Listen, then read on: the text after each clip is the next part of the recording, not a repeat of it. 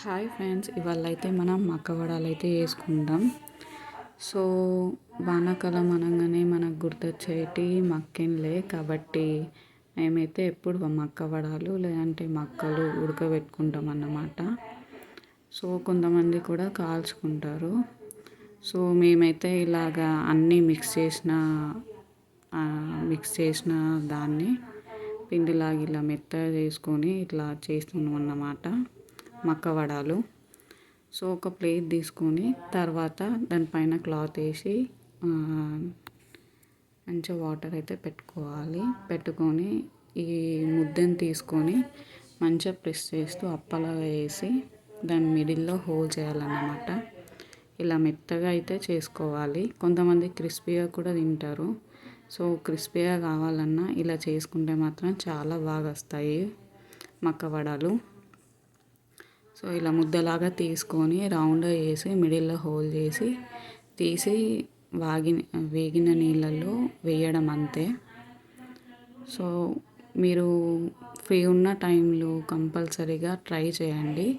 చాలా బాగా వస్తాయి. టేస్ట్ కూడా సూపర్గా ఉంటుంది. సో నూనె కాగిందా లేదా అని మా అక్క వేసి చూస్తుంది అన్నమాట కొంచెం పిండి. సో ఇట్లా ఎంత బాగా వచ్చిందో చూసారు కదా, అలా వస్తుందన్నమాట. సో అలా మొత్తం 2 సైడ్స్ మంచిగా వేగనివ్వాలన్నమాట. తొందరగా అయిపోతాయి. సో క్రిస్పీగా కూడా ఉంటాయి. అలా 1 సైడ్ కాగానే 1 సైడ్ అలా చేసుకోవాలన్నమాట. సో ఇవైతే నాకైతే చాలా ఇష్టం. నాకే కాదు, మీ ఫ్యామిలీలో కూడా చాలా ఇష్టపడి తింటారు అనుకుంటా నాకు తెలిసి. సో దీంట్లో చక్కెర వేసుకొని కూడా చేసుకుంటారు. ఎందుకంటే కొంతమందికి స్వీట్గా తినడం కూడా ఇష్టం ఉంటుంది. సో మేమైతే ఇలా చేసుకున్నాం.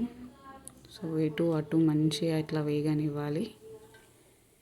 ఇలా తీసుకున్నాను అన్నమాట ప్లేట్లో. సో అన్నీ చేసినాక ఇలా ఉంటుందన్నమాట. ఇంకా చేస్తున్నది మా అత్తమ్మ. సో